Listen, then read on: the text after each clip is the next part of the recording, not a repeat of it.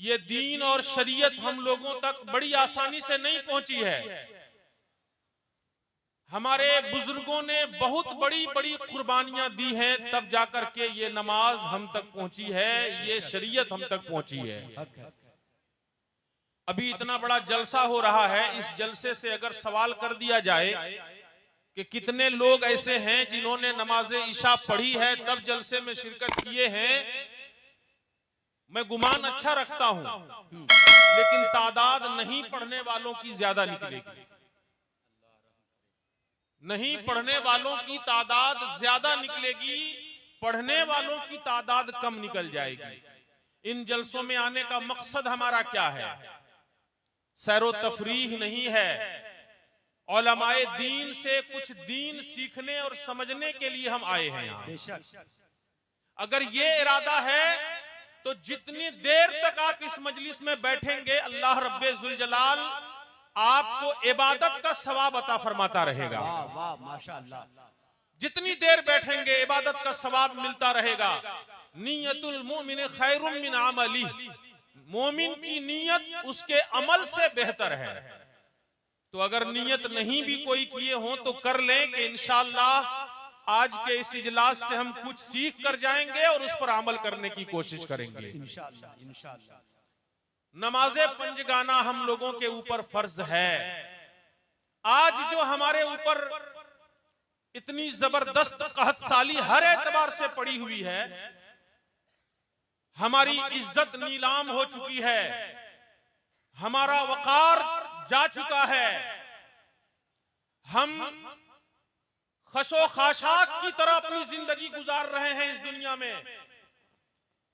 कोई मकाम हमारा बच नहीं रहा है कहीं पर। इसकी वजह क्या है? इसकी वजह सिर्फ और सिर्फ यह है कि अल्लाह और रसूल से हमने मुंह मोड़ लिया है। ये बात आपको समझ में नहीं आएगी, लेकिन तजर्बात की रोशनी में मैं आपको बताता हूं। एक अल्लाह के वली बुजुर्ग हैं, उनकी बारगाह में उनका एक मुरीद हाजिर होता है और हो करके वो पूछता है, हुजूर बहुत जबरदस्त मुश्किलों का सामना है मुझे। कमाई अच्छी खासी होती है लेकिन घर में बरकत नहीं होती है, बीमारियों से छुटकारा नहीं पाता हूं, दिन रात परेशान हूं, कभी सुकून मैसर नहीं होता। बेआइन ही यही हाल आज हमारा भी है। सब कुछ रहते हुए सुकून और चैन नहीं है, करार नहीं है। उन्होंने पूछा तो उस अल्लाह के वली ने अपने मुरीद से सवाल किया, कहा बेटा बताओ तुम्हारा घर रास्ते पर है? कहा हाँ हुजूर मेरा घर रास्ते पर है। आपने फरमाया कि फिर अपने दरवाजे पे एक पर्दा लगा दो। मुरीद गया और जाकर के उसने अपने घर के दरवाजे पे पर्दा लगा दिया।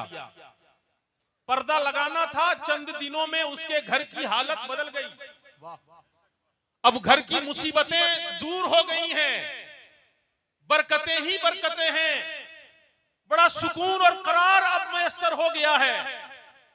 बुजुर्ग की बारगाह में पहुंच करके उस मुरीद ने बड़ी हैरत से पूछा, का हुजूर आपने घर के दरवाजे पे पर्दा लगाने का हुक्म दिया, मैंने पर्दा लगा दिया, मगर पर्दे के पीछे कौन सा राज पिन्हा था ये समझ में नहीं आया। उस पर्दे की वजह से मेरे घर की हालत कैसे तब्दील हो गई? तो उस अल्लाह के वली ने इरशाद फरमाया कि बेटा तुम्हारा घर रास्ते पर था, उस रास्ते से कुछ बेनमाजी लोग गुजरते थे और उनकी नजर तुम्हारे घर के अंदर पड़ जाती थी, इसकी वजह से तुम्हारे घर की बरकत चली जाती थी। अंदाजा लगाइए आप, कोई बेनमाजी किसी घर के अंदर अगर नजर डाल दे तो उसके घर की बरकत उड़ जाए, उसके घर में मुसीबतें आ जाएं। अब जिस घर में सरापा बेनमाजी सुबह 8 बजे तक सो रहा है, फजर की नमाज चली गई, कोई परवाह नहीं, ईशा के वक्त भी बगैर नमाज ईशा पढ़े हुए सो गया, उसको कोई परवाह नहीं। बताइए उसके घर में मुसीबतें आएंगी या नहीं आएंगी? बिलाशुबहा वो परेशान रहेगा। 1000 तावीजें लिखवा ले इमाम से, आलिम दीन से, मगर उनको कभी भी सुकून नहीं मिलेगा। उसकी वजह क्या है? उसकी वजह यह है कि उसने अल्लाह और उसके रसूल को नाराज कर रखा है। हदीस पाक में मेरे आका ने इरशाद फरमाया, कुर्रतु ऐनी फिस्सलाह, मेरी आंखों की ठंडक नमाज में है। तुम नमाज पढ़ते हो, मुझको सुरूर मिलता है, वाह माशाअल्लाह, मुझको करार मिलता है, मुझको चैन मिलता है। हम हैं कि बगैर किसी उज्र और बहाने के, कोई वजह नहीं है, जिसमें तवानाई है, ताकत है, फुर्सत है, सब कुछ होते हुए भी हम नमाज नहीं पढ़ रहे हैं। बोलिए रब्बे जुल जलाल की बारगाह में हम क्या जवाब देंगे? आपसे मैं एक सवाल करना चाहता हूं, जवाब आपको देना है। अगर मैं आपको कोई तोहफा पेश करूं और आज आप उस तोहफे की नाकदरी करें, आप उस तोहफे की बेइज्जती करें, उसको ठुकरा दें, तो बोलिए मेरे दिल को चोट लगेगी कि नहीं लगेगी? और वो भी मैं तोहफा कहां से लाऊं? मदीना मुनव्वरा से लाऊं, जहां पे एक मोमिन की मेराज हो रही होती है। वाह वाह वाह, मोमिन की किस्मत की मेराज हो रही होती है। ऐसी बड़ी बारगाह से आपके लिए एक हसीन तोहफा लेकर आऊं और आपको दे दूं, और आपने उस तोहफे को लिया और नाकदरी से देख करके उसको नजरअंदाज कर दिया, फेंक दिया। बोलिए मेरी दोस्ती आपके साथ बरकरार रहेगी या टूट जाएगी? दोस्ती टूट जाएगी आपके साथ, मेरी ताल्लुक मेरा खत्म हो जाएगा। मैं कहूंगा जनाब, जब मेरे तोहफे की कदर आप नहीं कर सकते हैं तो फिर आप मेरे दोस्त कैसे हुए?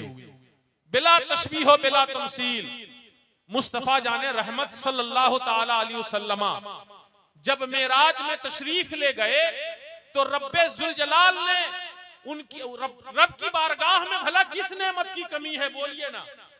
हजारों करोड़ों नेमतें हैं, मगर उन तमाम नेमतों में रब ने जो तोहफा अपने प्यारे हबीब को अता फरमाया वो नमाज का तोहफा है। वाह माशाअल्लाह। ऐ मेरे हबीब, ये नमाज का तोहफा लेकर के जाइए और अपनी प्यारी उम्मत को ले जा करके दे दीजिए। ये तोहफा ला करके इस उम्मत को दिया, मगर उम्मत ने कदर कीमत की नजर से इसको नहीं देखा। मुअज्जिन पुकारता रहता है, आओ नमाज की तरफ, आओ नमाज की तरफ, मगर हम हैं कि नमाज छोड़ करके बाजार की तरफ भाग रहे हैं, दुकानों में गप लगाते हुए वक्त गुजार दे रहे हैं, खेत खलियानों में अपना टाइम बिता दे रहे हैं। बताइए, मेरे तोहफे की नाकदरी करने की वजह से मेरी आपकी दोस्ती टूट गई थी। मुस्तफा जाने रहमत के तोहफे की नाकदरी करने की वजह से रसूले पाक से हमारा ताल्लुक मजबूत रहेगा या टूट जाएगा? इसलिए जरूरत इस बात की है कि अगर उस नबी का कलमा पढ़ते हैं, कोई गुस्ताखी करता है तो आपको तकलीफ होती है, बदजबानी करता है तो आपका कलेजा मुंह को आ जाता है। उस रसूल से जब आपको इतनी मोहब्बत है तो फिर खुद आप अपने अमल के जरिए उनको तकलीफ क्यों पहुंचाते हैं? इसलिए आज के इस इजलास से ये अहद करके उठिए कि मैं नमाज़े पंजगाना की पाबंदी जब तक जिंदगी रहेगी करता रहूंगा। इंशाअल्लाह इंशाअल्लाह। अल्लाहु अकबर, या रसूल अल्लाह, जिंदाबाद जिंदाबाद। वाह वाह वाह माशाअल्लाह। ये इतना जबरदस्त अमल है कि अगर कोई नमाज की पाबंदी करता है तो हदीस शरीफ में है, मन हाफज़ा अलैहा कानत लहू नूरन व बुरहानन व नजातन यौमल क़ियामत व मन लम युहाफिज़ अलैहा लम तकुन लहू नूरन वला बुरहानन वला नजातन यौमल क़ियामा। कहते हैं कि जो शख्स नमाज की हिफाजत करे, इसकी पाबंदी करे, कयामत के दिन उसके लिए नूर और रोशनी भी होगी, और जो इसकी हिफाजत करे उसके लिए दलील भी है और उसके लिए निजात भी है। रब्बे जुल जलाल कल बरोज़े क़यामत उसकी बख्शिश फरमा देगा। और जो नमाज की हिफाजत नहीं करता है उसके लिए फरमाया गया कि न उसके लिए नूर है, न उसके लिए दलील है, न उसके लिए बुरहान है। आगे फरमाया गया व कान यौमल क़ियामती मा क़ारून व हामान व उबई इब्न खल्फ औ कमा क़ाल नबी सल्लल्लाहु अलैहि वसल्लम। फरमाया कि और क़यामत के दिन वो शख्स जो नमाज की पाबंदी नहीं करता है वो किसके साथ उठाया जाएगा? हामान के साथ उठाया जाएगा, वो फिरौन के साथ उठाया जाएगा, उबई इब्न खल्फ के साथ उठाया जाएगा। भला बताइए, अगर इतने बड़े बड़े कुफ्फार के साथ किसी का हश्र कर दिया जाए तो उसका हश्र बुरा होगा या नहीं होगा? इसलिए मेरे मुसलमान भाइयों, मैं आपसे गुजारिश करता हूं, आप ये अहद करके आज के इजलास से उठिए कि मैं इंशाअल्लाहुल अजीज नमाज़े पंजगाना की पाबंदी करता रहूंगा। हदीस शरीफ में आया है, मेरे आका इरशाद फरमाते हैं, मन तरक सलात मुतअम्मिदन हत्ता मज़ा वक्तुहा उज़्ज़िबा फिन्नार हुक्बा, कि जो जानबूझ करके एक वक्त की नमाज छोड़ता है यहाँ तक कि उस नमाज का वक्त, वो नमाज का वक्त गुजर जाता है, नमाज उसकी छूट जाती है, तो इसकी वजह से कल क़यामत के दिन उसे एक हुक्बा जहन्नम की आग में जलाया जाएगा। अल्लाहु अकबर। अल्लामा इस्माइल हक्की रहमतुल्लाह ताला अलैह ने तफसीर रूहुल बयान के अंदर इरशाद फरमाया, एक हुक्बा 80 साल का होता है और एक साल 365 दिन के, और एक दिन जो क़यामत का दिन होगा वो 10,000 साल के बराबर होगा। अगर आप गुनाह करके देख लें तो एक नमाज जानबूझकर छोड़ने की वजह से 2,88,00,000 साल तक जहन्नम में जलाया जाएगा। है किसी के अंदर इतनी क्षमता, इतनी सहन शक्ति कि इतनी जहन्नम की आग को बर्दाश्त वो कर सके? अगर आपको प्रैक्टिकल करना हो तो आप अपने घर पर जाएं, चूल्हा जलाएं और बहुत कम मध्यम आग की लो जिसमें हो, उस आग में अपनी उंगली डाल करके आप देखें कि आप बर्दाश्त कर सकते हैं या नहीं, आपके अंदर क्षमता है या नहीं, सहन शक्ति है या नहीं। अगर आप बर्दाश्त नहीं कर सकते हैं, और ये तो दुनिया की आग है, इसे बर्दाश्त नहीं कर सकते हैं, तो फिर भला जहन्नम की आग को आप बर्दाश्त कैसे कर सकते हैं? मेरे आका करीम सल्लल्लाहु ताला अलैहि वसल्लम ने इरशाद फरमाया, ऐ मेरे सहाबियों, अभी अभी जिब्राइल अमीन आए थे, उन्होंने आकर मुझे बताया कि रब्बे जुल जलाल ने जहन्नम की आग को दहकाने का हुक्म दिया। 1000 साल तक उसको दहकाया गया। जब जहन्नम की आग सुर्ख हो गई, फिर रब्बे जुल जलाल ने हुक्म दिया कि और 1000 साल तक इसे दहकाओ, तो और 1000 साल तक जहन्नम की आग को दहकाया गया। अब वो आग सफेद हो गई, फिर रब का हुक्म हुआ, ऐ फरिश्तों, जहन्नम की आग को और दहकाओ, तो जहन्नम की आग को और 1000 साल तक दहकाया गया। तो अब उसकी आग काली हो गई, न उसमें रोशनी है, न उसमें कोई चिंगारी है। आग की गर्मी इतनी शदीद है कि अगर एक सुई के नाके के बराबर इस रुए जमीन पर रख दिया जाए तो पूरी कायनात जल करके खाकिस्तान हो जाएगी, उसकी ताब ना ला सकेगी। हम कहां भूले बिसरे हुए हैं, कहां खोए हुए हैं, जिस नमाज की कोई कदर और कीमत हम नहीं जानते। एक नमाज जानबूझ करके छोड़ने की वजह से 80 हुक्बा यानी 2,88,00,000 साल तक जहन्नम की आग में जलाया जाएगा। अल्लाहु अकबर। अल्लाह ताला हम सबको महफूज रखे, बोलिए आमीन। आमीन। अगर बचना है तो नमाज की पाबंदी शुरू कर दीजिए, नमाज की पाबंदी शुरू कर दीजिए, इससे कोई मफर नहीं है। आज हम मामूली मामूली उज्र पर बहाना कर लेते हैं, मामूली मामूली उज्र पर। आज जलसा हो रहा है, बड़े मेहमान आए हैं, चलो आज छोड़ देते हैं नमाज। घर में शादी हो रही है, बड़े मेहमान आए हैं, छोड़ देते हैं नमाज। पाँव में फोड़ा हो गया है, दर्द कर रहा है, छोड़ देते हैं नमाज। सर में दर्द हो रहा है, छोड़ देते हैं नमाज। ये सब तो थोड़ा मोड़ा बहाना भी है। बहुत सारे तो ऐसे भी हैं कि किसी उज्र का भी शिकार नहीं वो, मगर फिर भी नमाज छोड़ रहे हैं। नमाज की उन्हें कोई परवाह नहीं है। आप जरा याद कीजिए, जंगे उहुद में सहाबाए किराम जो जंगे बद्र में सहाबाए किराम जो जंग लड़ने के लिए गए थे, रमजान का महीना, रोजे की हालत में है, जंग लड़ रहे हैं, सामने दुश्मन खड़ा है, तलवार लेकर आया हुआ है, मुसलमानों की गर्दनें काटने के लिए, मुसलमानों के खून का प्यासा है। मगर उस वक्त भी सहाबा ने ये उज्र नहीं पेश किया कि या रसूल अल्लाह, आज नमाज को रहने दीजिए ना, कभी कल पढ़ लेंगे, परसों पढ़ लेंगे। उज्र नहीं पेश किया, जान जाए तो चली जाए मगर खुदा की इबादत न जाए। कुर्बान होने के लिए मैदान कारजार में आए भी थे तो इसीलिए आए थे कि नमाज की हिफाजत हो। अगर नमाज ही नहीं बचेगी तो जान दे करके फिर क्या होगा। नाराए तकबीर, नाराए रिसालत, अहमियत नमाज, फजीलत नमाज। मुफ्ती साहब किबला वाह वाह माशाअल्लाह। नमाज की पाबंदी जरूरी है। आज मस्जिदें वीरान हैं और यही नतीजा है। इसी के नतीजे में हम जलीलो खार हो रहे हैं, पस्ती की तरफ जा रहे हैं। अगर आपने नमाज की पाबंदी शुरू कर दी तो इंशाअल्लाहुल अजीज यहाँ भी कामयाब रहेंगे और वहाँ भी कामयाब रहेंगे। वाह वाह वाह। दुरूद पाक पढ़ें, अल्लाहुम्मा सल्ली अला सय्यदिना व मौलाना मुहम्मदिन मअदिनिल जूद बारिक व सल्लिम सलातन व सलामुन अलैका या रसूल अल्लाह सल्लल्लाहु तआला अलैहि वसल्लम। अल्लाह का बेपनाह करम है, एहसान है। मैं ये सोच रहा था नमाज के मौजू पर गुफ्तगू करने से पहले, क्योंकि बाज जलसों में इसका सामना करना पड़ा है। लोग बड़ा खुश्क मौजू समझते हैं नमाज को कि ये मौलाना तो मस्जिद की तकरीर लेकर के आ गया, और ऐसे मौजूआत को लोग सुनना नहीं चाहते हैं।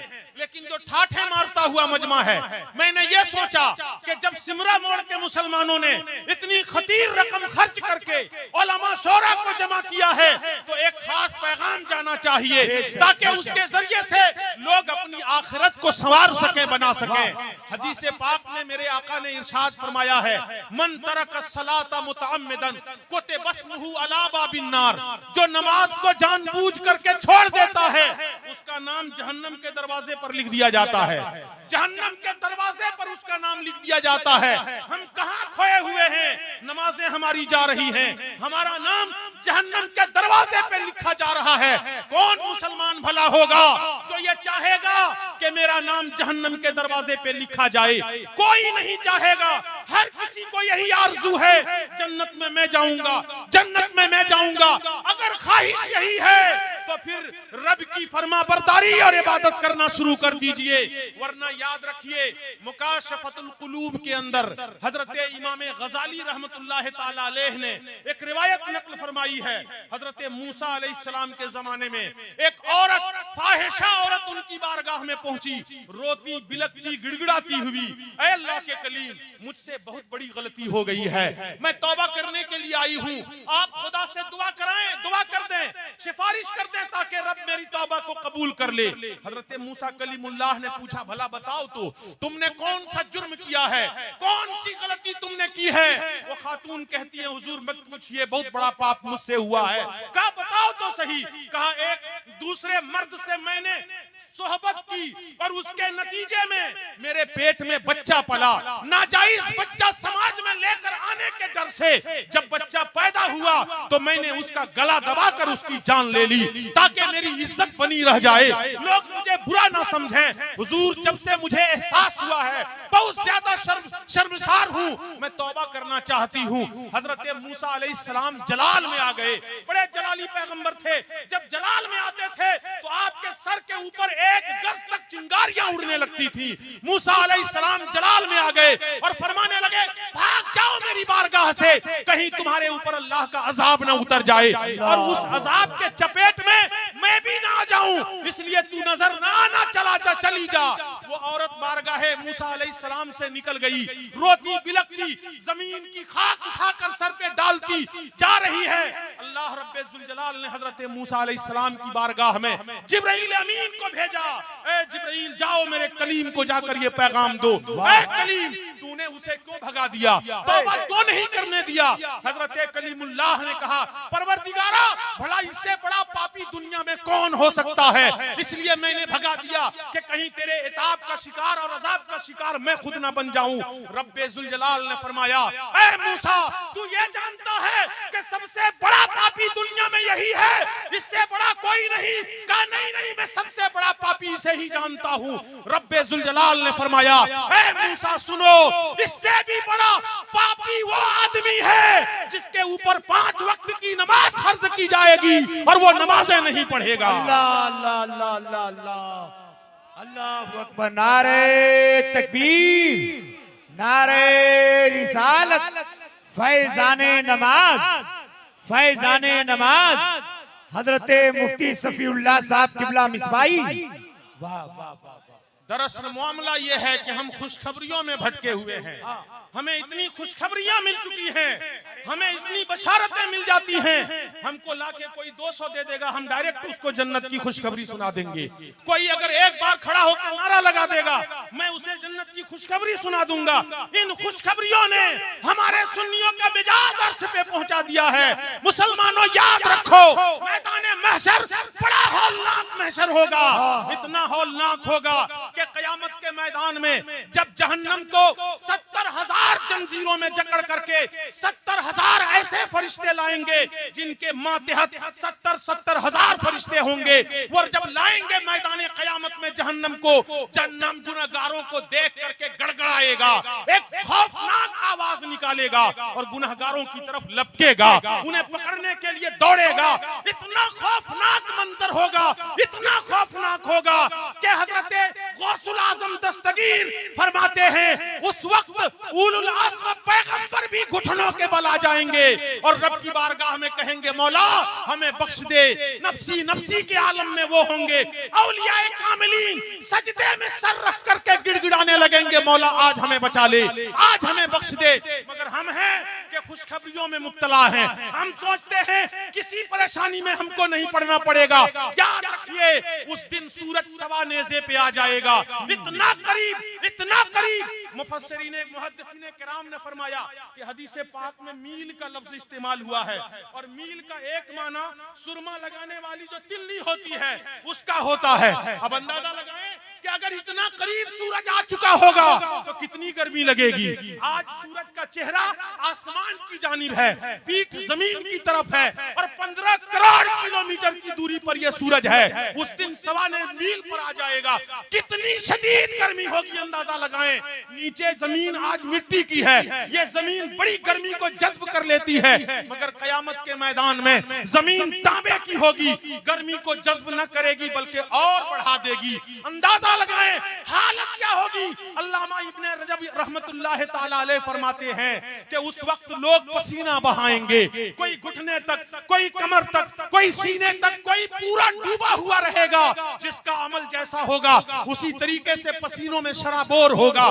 पसीना इतना बदबूदार, इतना बदबूदार होगा कि अगर एक कतरा इस जमीन पर छोड़ दिया जाए तो पूरी रुए जमीन पर बसने वाले इंसान और जिन्नात सब फना हो जाएंगे, सबका दिमाग फट जाएगा, कोई बात नहीं रहेगा। नारे तकबीर, नारे रिसालत, शोरा अहले सुन्नत, भाई राशिद रजा मरकजी, भाई राशिद रजा मरकजी, उलमाए अहले सुन्नत, नारे तकबीर। वाह सुभान अल्लाह। दुरूद शरीफ पढ़ लें, अल्लाहुम्मा सल्ली अला सय्यदना मौलाना मुहम्मदिन मादनिल जुद वल करम व अला आलिहि व सहबिहि व बारिक व सल्लिम सलातन व सलामन अलैका या रसूल अल्लाह सल्लल्लाहु तआला अलैहि वसल्लम। मेरे भाइयों, हम खुशखबरियों में और भूले भटके वादियों में बेकार वक्त जाये न करें, अपनी जिंदगी को बर्बाद न करें, वरना याद रखें मरने के बाद बहुत पछतावा होगा और उस पछतावे से फिर कोई फायदा भी नहीं होगा। इसलिए मैं बड़े ही सहल अंदाज में संजीदगी के साथ आपसे गुजारिश करता हूं कि आप अपने अपनी नमाजों की हिफाजत शुरू कर दीजिए। इमाम आपने रखा है, तनख्वाह देते हैं, मुअज्जिन आपने रखा है, तनख्वाह देते हैं, फिर आप नमाज क्यों नहीं पढ़ते हैं? मस्जिदें आपने बनाई है खतीर रकम से, फिर नमाज क्यों नहीं पढ़ते हैं? कल क़यामत के दिन यही मस्जिदें हमारे लिए गवाह बनकर के खड़ी हो जाएंगी। मौला इसने बनाया तो था मगर मुझे आबाद करने के लिए आता नहीं था, मुझे वीरान कर छोड़ा था। रब्बे ज़ुल जलाल की बारगाह में हमें पकड़ लिया जाएगा।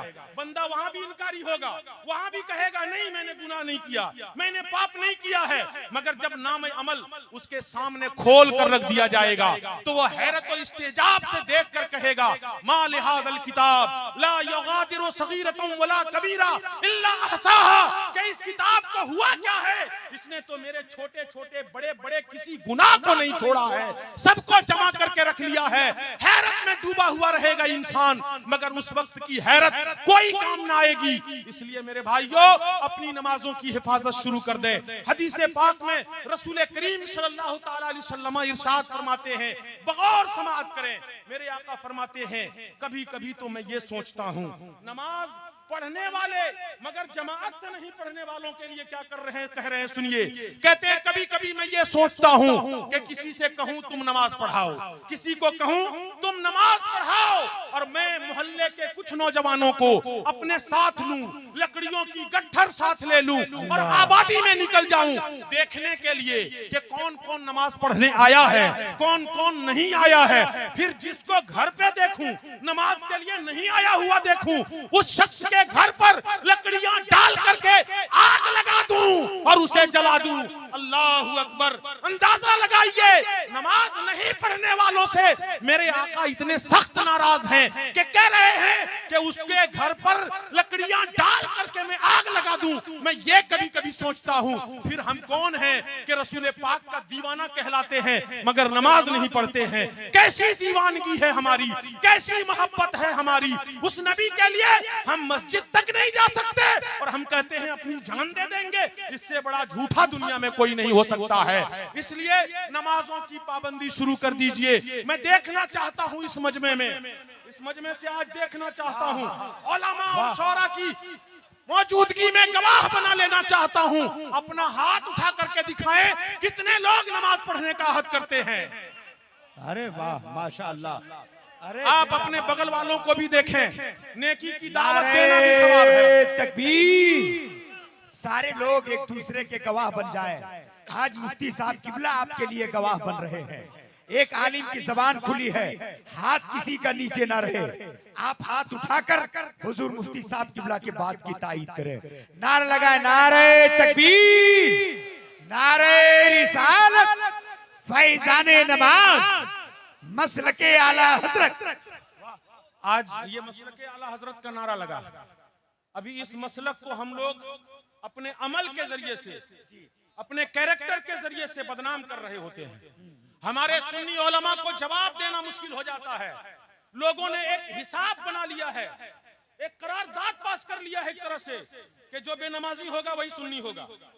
नऊज़ बिल्लाहि मिन ज़ालिक। जबकि आप अंदाजा लगाएं कि जो नमाज पढ़ेगा सुन्नी सही अकीदा होकर उसी की नमाज काम आएगी, उसी की नमाज काम आएगी। आपको एक मिसाल से ये बात समझा दूं, बात बड़े आसानी से आपके दिमाग में उतर जाएगी। आप अपने घर के दरवाजे पर एक घड़ा रख दें और रोजाना उस घड़े में एक लोटा पानी डालें। 1 महीने तक पानी डालते रहे आप, मगर जब घड़ा उल्टा के देख रहे हैं तो एक कतरा पानी नहीं है। हैरत से आप इमाम साहब के पास गए, हजरत जादू हो गया। क्या हुआ? 1 महीने से पानी डाल रहा था घड़े में, मगर घड़े में पानी नहीं है। इमाम साहब ने आकर के घड़ा उठाया और देखा तो घड़े का पैंदा गायब, घड़े का पैंदा गायब। कहा, रे जनाब, घड़े का पैंदा रहेगा तब ना पानी ठहरेगा, जब पैंदा नहीं तो फिर पानी कहां से ठहरेगा। फिर आप समझ लीजिए, जब ईमान का घड़ा सलामत रहेगा तो नमाज भी काम आएगी, रोजा भी काम आएगा, ज़कात भी काम आएगी और दीगर इबादतें भी काम आएंगी। जब ईमान ही सलामत नहीं रहेगा तो फिर न कोई नमाज काम आएगी, न कोई रोजा काम आएगा, न ज़कातें काम आएंगी, सब बेकार चली जाएंगी। इसलिए ईमान भी महफूज रखिए और नमाज की पाबंदी कीजिए। मसलके आला हजरत उसी का नाम है जो नमाज की पाबंदी करता है, वो मसलके आला हजरत का मानने वाला है। आए है, वाह वाह वाह, या रसूल अल्लाह, रिसालत, मसलके आला हजरत, मसलके आला हजरत, उलमाए अहले सुन्नत, मुफ्ती सफीउल्लाह साहब मिसबाही क़िबला, नारे तकबीर। सैयदी आला हजरत के ताल्लुक से एक बात अर्ज कर दूं। हदीस शरीफ में एक लफ्ज आया है कि अगर लोग नमाज इशा और नमाज फज्र की अहमियत जान लें, अगर लोग नमाज इशा और नमाज फज्र की अहमियत जान लें तो वो नमाज पढ़ने के लिए हर हाल में आएंगे, चाहे उन्हें सुरीन के बल घिसट कर आना पड़े, चाहे सुरीन के बल घिसट कर आना पड़े। सैयदी आला हजरत के जब आखिरी अय्याम चल रहे थे, आप अलील थे, तो आपको 2-3 आदमी पकड़कर मस्जिद तक ले जाते थे नमाज पढ़ाने के लिए। एक दिन ऐसा इत्तेफाक हुआ कि कोई ले जाने वाला नहीं, सारे लोग अपनी अपनी जरूरियात में मसरूफ हो चुके हैं। सैयदी आला हजरत ने देखा, आवाज दिया कि कोई आए जो मुझे ले जाए मस्जिद तक। नमाज की पाबंदी कितनी थी वो जरा अंदाजा लगाएं। आपने देखा कोई मुझे नमाज के लिए ले जाए, लेकिन जब कोई नहीं आया तो रिवायत में मौजूद है कि सैयदी आला हजरत सुरीन के बल घिसटते हुए रोड क्रॉस करके मस्जिद तक पहुंचे और नमाज पढ़ा। और फिर इस हदीस पाक की तफसीर बनते हुए नजर आ गए कि मसलक आला हजरत वही है जो नमाज पंजगाना की पाबंदी करेगा। नारे तकबीर, नारे रिसालत। हजरत मौलाना मुबारक हुसैन मुबारक